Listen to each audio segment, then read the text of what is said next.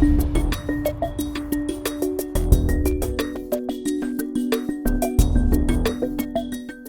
pembunuhan yang dilakukan oleh dua orang remaja di kota Makassar berinisial AD, 17 tahun, dan MF, 14 tahun, tengah menjadi sorotan publik.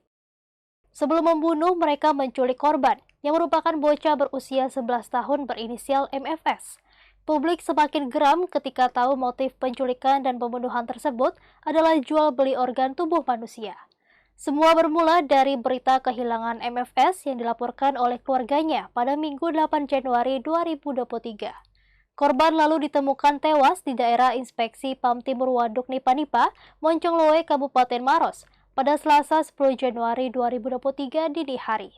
Menurut keterangan dari kepolisian, korban ditemukan di kolong jembatan dengan kondisi mengenaskan, dengan kedua kaki dan tangan MFS terikat. Tak hanya itu, jasad korban juga terbungkus kantong plastik. Polisi yang melakukan pemeriksaan kemudian mengetahui bahwa korban sempat berinteraksi dengan kedua pelaku. Berdasarkan rekaman CCTV, MFS diajak kedua pelaku pergi membantu membersihkan rumah.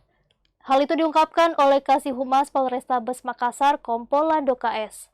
Korban diiming-imingi uang sebesar Rp50.000, kemudian diajak naik motor saat di Indomaret. Naas, setelah kejadian itu korban tak kunjung pulang ke rumah. Dari keterangan kedua pelaku, mereka nekat menculik dan membunuh korban karena terobsesi dengan situs jual beli organ tubuh manusia yang menawarkan harga mahal. Setelah berhasil mengajak korban ke rumah pelaku AD, MFS diminta menunggu sambil menonton di laptop. Saat itulah pelaku membunuh MFS dengan mencekik dari belakang, kemudian membenturkan kepala korban ke tembok sebanyak 5 kali hingga meninggal dunia.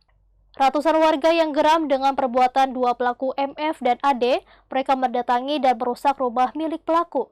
Rumah orang tua tersangka AD di Jalan Batuaraya berlantai 2 dibongkar warga. Tidak ada satupun keluarga AD diduga sudah meninggalkan rumah karena takut amukan massa.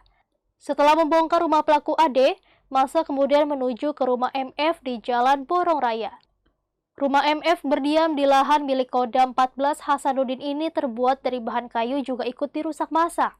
Di tempat ini juga keluarga MF sudah mengungsi lebih dulu setelah kejadian tersebut karena takut amukan keluarga korban.